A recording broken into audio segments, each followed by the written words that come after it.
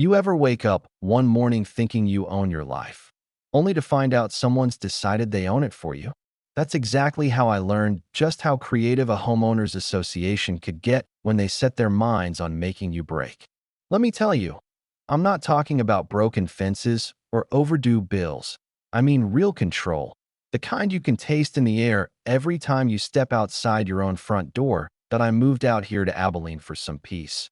You know, traded the mess of Amarillo for a ranch I saved up my whole damn life to buy. Hands still raw from the last carving season, 46 years old, thinking the only thing I'd be fighting was the wind and maybe a stubborn calf or two. Yeah, right. My first taste of how things really worked came before I even finished my first mug of coffee. I step outside, and there's a brand new, shiny fence circling my spread, a padlock in the middle, and a sign with words that chilled my blood. Property access managed by Lakeside Meadows HOA. My cows, pinned in like zoo animals. My access road, now behind that locked steel gate. The only key, Marjorie Kane, the HOA president, who dresses sharper than her tongue and walks around like the sun comes up for her benefit, I wander over, half expecting some neighborly misunderstanding. And instead, I get greeted by two guys tightening bolts and Marjorie herself stepping out of her fancy SUV like she's showing a house. "Mr. Ridley, you've been notified of your non-compliance issues," she says, sunglasses not moving an inch. I'm thinking, non-compliance with what? She rattles off something about perimeter fencing standards, tells me my cattle fence isn't up to code, that the gate stays locked until I get it sorted. Then she drives off, leaving me and my cows locked inside my own ranch. Now, most folks might just cave, pay the fines, change the fence, move on. That's what they expect. But I'm stubborn, maybe too stubborn for my own good.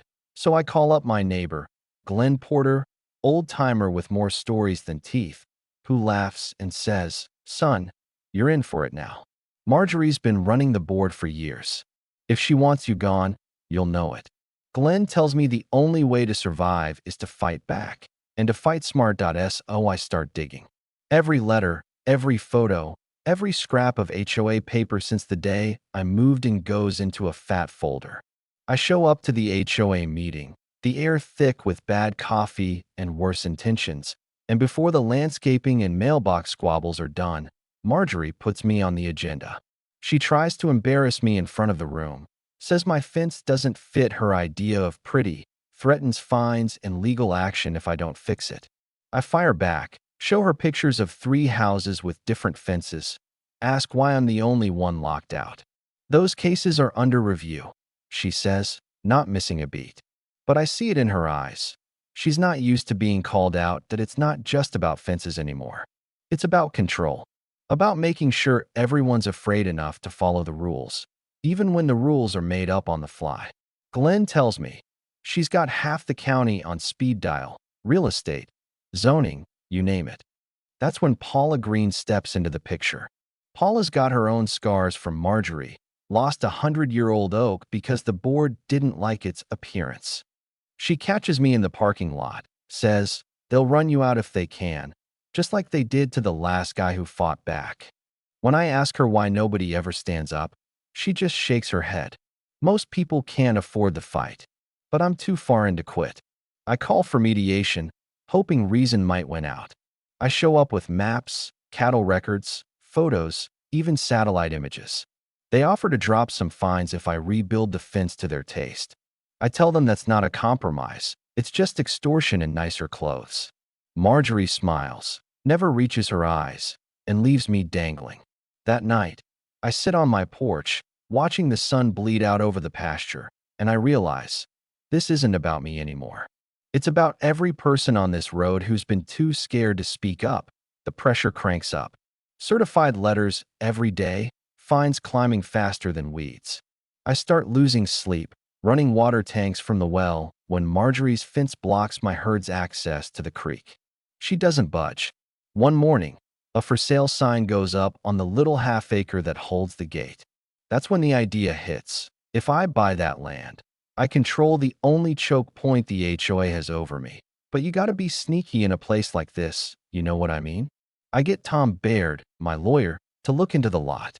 He says the HOA's got their claws in everything, but if the land's separate, it's fair game. So I call Brett, an old friend who runs a management company, and have him set up an LLC to buy the parcel quiet-like. The whole time, Marjorie and her board are circling, talking to surveyors, trying to figure out what I'm up to. Glenn's grinning like it's Christmas, but I keep my mouth shut, act like nothing's changed. When the sale finally closes, I drive out to that gate, slide my own key in, and let it swing open. For the first time in months, I feel like I'm back in charge of my own life. That lasts about 2 days. Marjorie shows up with her board, arms crossed, threatening lawsuits. I hold up my deed, tell her to take it to court. Deputies get called, neighbors gather, but the law's on my side. She storms off, and that's when things go from ugly to downright wild. The HOA launches a campaign to rewrite the rules, trying to grab control over any shared access points. Meetings get nasty. Frank Delgado, wiry little guy who's been here forever, tells me I'm the first to push back this hard. Social media lights up, neighbors take sides. Glenn starts handing out Ridley's right pins at the barbecue. It's like a small-town election. Folks coming up to me in the feed store, in the post office, shaking my hand, or giving me the stink eye. Even the local paper runs my story. Rancher battles, HOA over locked gate. But here's where the twist comes in. Paula, who's been through the ringer before, brings me a plain envelope. Inside's a tip that Marjorie's trying to buy a strip of land next to my fence to build her own road. If she gets it, all my leverage disappears. I rush to Tom's office. We file objections, slow her down every way we can.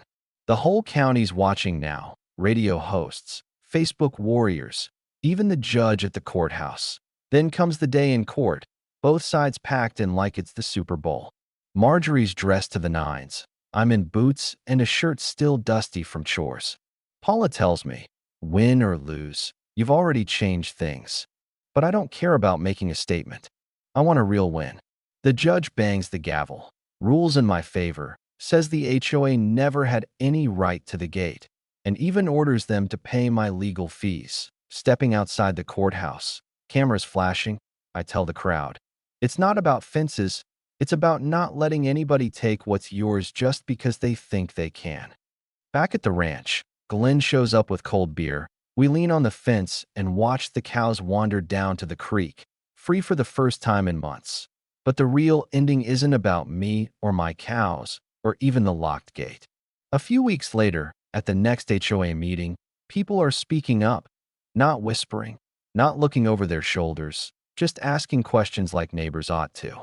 The fear that used to hang over this place is gone, cracked wide open by a fight that started with a fence and ended with the whole community realizing you don't have to play by rules you never agreed to. You stop letting someone else write your story, and suddenly, you remember what it means to be free. So yeah, maybe you've got your own locked gate somewhere in your life.